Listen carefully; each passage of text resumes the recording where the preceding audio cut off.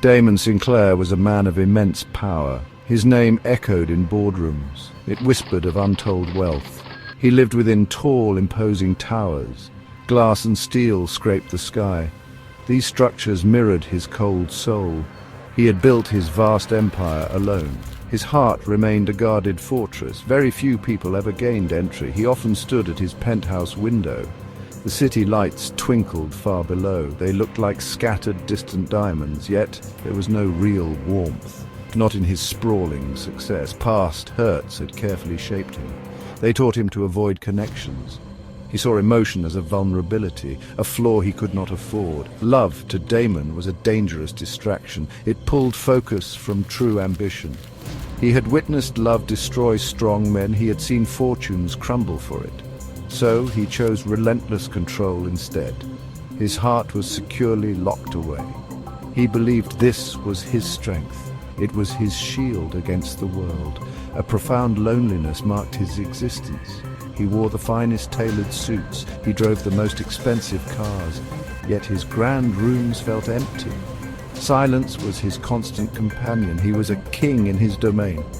A powerful king on a throne of ice. His world was cold, meticulously ordered. One evening, a wild storm raged. It battered Damon's coastal estate. The sea turned into a furious beast. Waves crashed with violent anger. He stood watching from his window. He rarely allowed himself to feel. But the storm mirrored something restless, something deep inside his own spirit. It called to a hidden part of him. Then he heard a faint cry, carried on the howling wind. It was desperate, almost lost. He strained his eyes against the dark. He saw a small dark shape, clinging precariously to floating debris. The unforgiving sea threatened to swallow it. He knew he had to act. There was no time for thought. A primal instinct took complete control. He raced from his sterile mansion down towards the chaotic shore. He quickly launched his small, sturdy boat. He fought against the fierce, churning waves. Blinding rain lashed down upon him. The wind screamed like a banshee. Every muscle in his body strained. He reached her in the nick of time, just as her strength was failing. He pulled her carefully aboard. She was unconscious, cold and fragile, so very fragile in his strong arms. She was a stark, startling contrast. To his harsh, unyielding world, he felt a strange, unfamiliar pull, a sensation he could not name. Celeste awoke slowly with a gasp. She found herself in opulent luxury. Damon Sinclair's grand, imposing mansion. A warm fire crackled nearby. She lay beneath a soft, silken duvet. She felt confused and deeply disoriented. Hazy memories of cold, dark water. The terrifying roar of the storm. She shivered, despite the room's warmth. Damon watched her from the doorway. His expression was guarded, suspicious. He was not accustomed to guests. Especially not guests like her. She was an unexpected anomaly, a disruption to his ordered life. He felt a prickle of unease. He wondered what her presence meant. He was a man who disliked surprises. Celeste finally spoke to him. Her voice was soft, yet surprisingly gentle. But beneath the gentleness lay strength. A resilience he could not ignore. She began to question him directly, about his life, his stark choices. No one had ever dared before. His employees feared his sharp tongue. His associates respected his power. She seemed to see past his wealth, past the formidable, icy facade, to the lonely man hidden beneath. She spoke of simple human joys, of genuine, heartfelt connection, of things he had long forgotten, or perhaps things he had never known. Her words were like small seeds planted in barren, frozen ground. Damon found himself truly listening. He was uncharacteristically still and attentive. Her words were like warm sunlight, penetrating his carefully constructed defenses. They began to melt the layers of ice, the ice that encased his guarded heart. He felt a strange new curiosity, a hesitant, unfamiliar longing stirred within. It was a feeling he distrusted.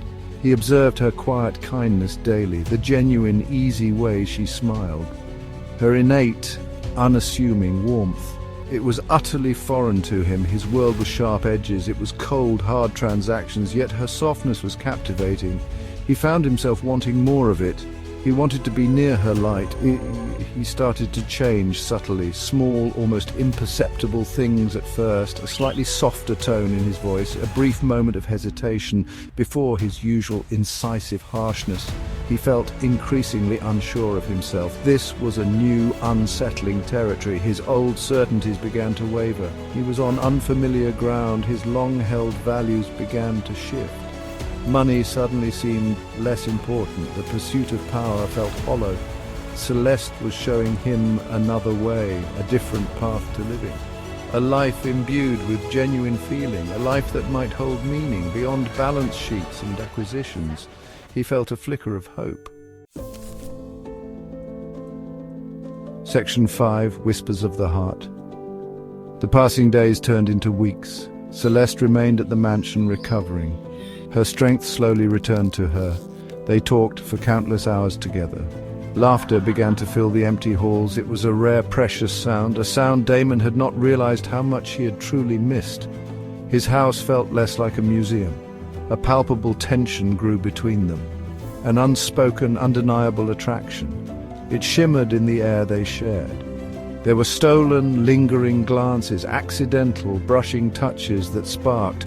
The air crackled with unspoken emotions. Both of them were keenly aware, and both of them were afraid of what this could mean.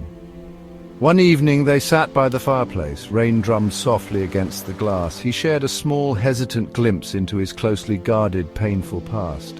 She listened with deep compassion. Her eyes held no judgment, only a profound, quiet understanding. He felt a sense of release, a burden slightly lessened by her presence. He almost leaned in to kiss her then. The entire world seemed to stop, to hold its collective breath. But a deep-seated fear held him back. His old, distrustful self resurfaced, the ingrained fear of being hurt, or worse, the fear of hurting her. He pulled away, the moment broken, the chance for connection lost. One afternoon, Celeste explored the library. She stumbled upon a hidden ledger, tucked away with old news clippings. They detailed Damon's meteoric rise, his path to unimaginable fortune. The articles painted a grim picture of ruthless tactics and broken promises, of lives shattered in his relentless wake. The words were cold, hard facts. The truth she uncovered was ugly. It painted a profoundly dark picture. The man she was slowly falling for, the man who showed her kindness, had a monstrous, unforgiving past. Her heart ached with a dull pain. The contrast was too stark to bear. How could both men be the same? She felt a deep sense of betrayal. She confronted him later that day. Tears streamed down her pale face. The pain of her discovery was raw. He did not try to deny it. He offered no excuses for his actions. His heavy silence was an admission. The terrible past was undeniably real. His empire was built on ruin, his success stained with others' pain. Celeste made a difficult, heartbreaking choice. She knew she could not stay, not with these dark shadows looming, not with this truth between them. She quietly packed her small bag. She prepared to leave his gilded cage. Love, she realized with sorrow, was not always enough to conquer all. Not then, not with this darkness. Damon watched Celeste walk away. His carefully constructed world crumbled. The thick ice around his heart shattered into a million painful pieces, leaving a gaping, aching void. He finally truly understood the immense, terrible cost of his past. He had gained the world, but he had lost his soul. And now, he had lost her. He knew he could not let it end, not like this, not in despair. Celeste had shown him a glimmer of light, a possibility of a different life. He had to become worthy of it, worthy of her unwavering goodness, worthy of the love he now craved. He had to change, truly change, from the inside out for good. He made a bold, sweeping decision, a choice that shocked the financial world. He began to sell vast parts of his sprawling, powerful empire, especially the sources of his tainted wealth, the companies built on others' misfortune. He faced his old business enemies, not with his usual crushing power, but with a newfound, quiet humility. He then sought out every person, every family he had wronged. He offered heartfelt restitution where possible, sincere apologies from a changed heart. Some accepted, offering tentative forgiveness. Others remained bitter and distrustful, but he did it all anyway. It was his necessary, painful penance, his only path to possible peace. News of Damon's actions spread rapidly. The business world was utterly shocked. The ruthless, cold-hearted tycoon was now a surprising philanthropist. He was systematically giving it all away. For what reason, people wondered? For whom was he making this sacrifice? Few could understand his motives. They called him mad or broken. Damon, however, felt unexpectedly lighter. He was significantly poorer in worldly wealth, but he felt infinitely richer in spirit. He chose to live simply now, in a small cottage by the sea, near the very spot where he found her. He tended a small, hopeful garden. He walked the lonely beach daily. He hoped she might hear. Celeste eventually heard the stories. She saw the news reports. She learned of his profound change. It was clearly more than just money. It was a complete, radical transformation, a genuine, difficult act of atonement. Her heart stirred with a complex mix of surprise and a hesitant hope. Could this truly be real? She found herself walking the shoreline often, thinking constantly of him, of them.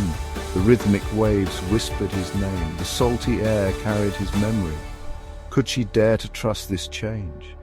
Could their love, once so fragile, truly conquer such a dark past?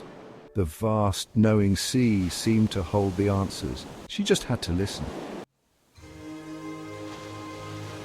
Damon stood by the restless ocean. It was the same turbulent, powerful sea, the sea that had brought her to him. He prayed it would guide her again.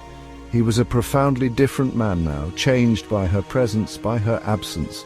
He had found his own humanity. He was ready to offer it freely.